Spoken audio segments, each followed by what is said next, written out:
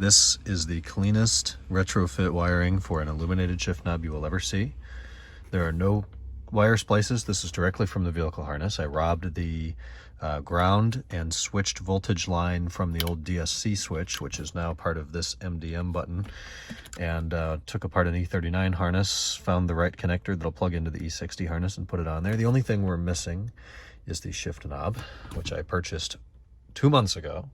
Not realizing that it changed in March of 2007, and the boot is a little bit more square, less rounded here, so it does not fit.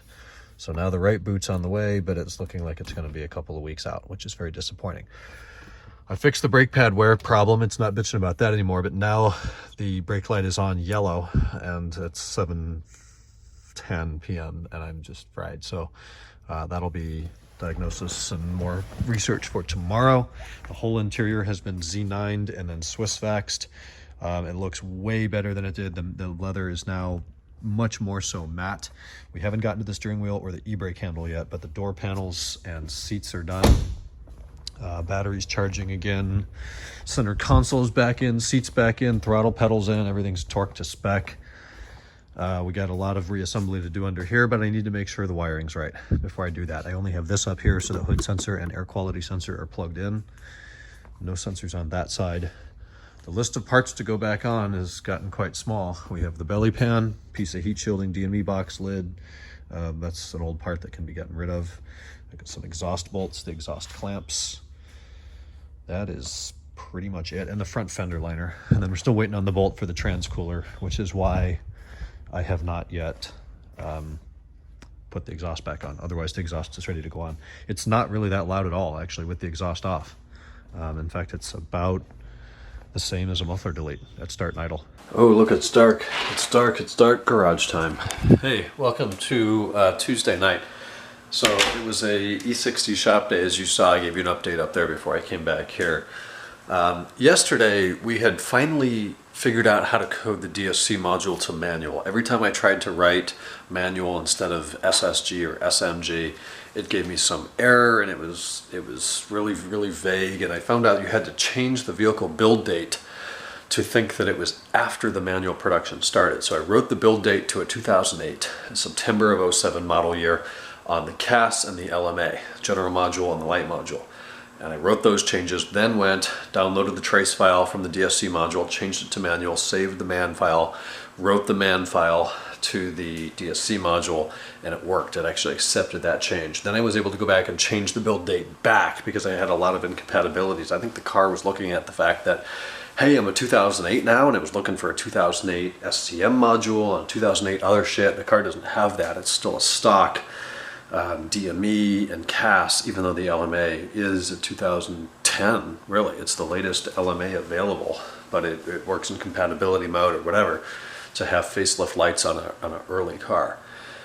So that works, but that introduced the problem of having the brake light, in all caps, brake, on the dash in bright red, and it would say brake pads need to be replaced front and rear. And when I looked at the CBS data, it was showing 255% life left, which is the maximum. I don't know why 255 is a magic number, something in hex, something in code. I don't know what it is. I'm not going to pretend to know. 255 is the top value, like in an IP address. You can't have anything higher than 255. So I tried to reset it on the cluster. Instead of offering me a reset option, it just said okay. Carly wouldn't work either.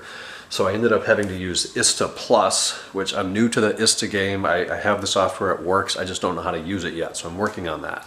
But I use ISTA with the KD CAN cable with pins 7 and 8 bridged. I mean, talk about freaking complicated.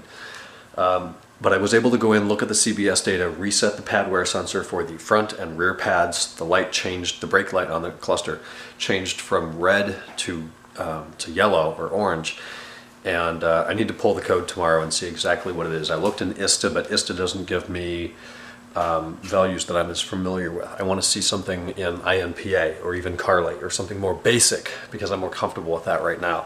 So I'll figure out what the error is and chase that down. But really, we're at the point right now where the DME needs to be flashed to the manual version. The DME has 3 codes in it: SMG CAN 1, SMG CAN 2, SMG CAN 3. They're all just communication errors.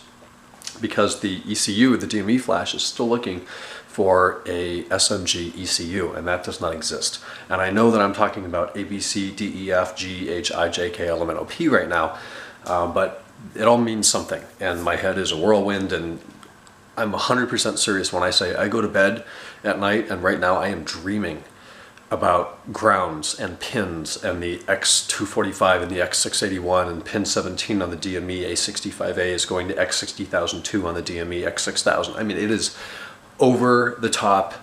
I am giving this all I have right now, and we're making progress every day, but every day we fix 2 problems and introduce another one. So it's happening slowly, and honestly, it's what I expected from this. This is not a overnight job. It's going to turn me into an alcoholic, though.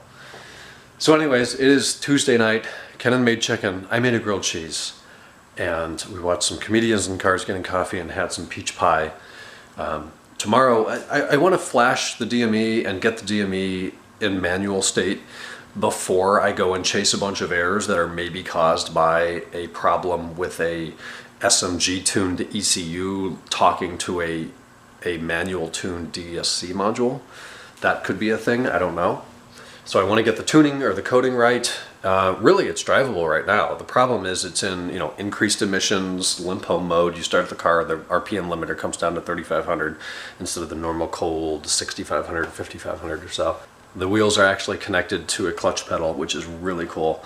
I ran into a problem today. We put the center console back in, we put the seats back in, the whole interior's been detailed, it all looks great, it all went back together. The problem is the shift knob I bought is for a March 2007 Plus, so the boot doesn't fit in the opening, and of course they had to change it by 2%. It's barely different, but it's different enough that it doesn't fit and it won't work. And it almost looks like it will fit, and I could make it fit, but it would probably break it, and it's a $227 shift knob, so I'm not going to destroy it. Ordered the right one. I'll find out tomorrow when it's going to come. It's probably in Germany, if even available anymore. If it's not available anymore, that's a whole other can of worms. I got to go out and buy a new center console and figure out how to integrate that. Anyways, I'm fried. I'm going to bed. We'll talk on Thursday, Wednesday, whatever the hell tomorrow is. Good night.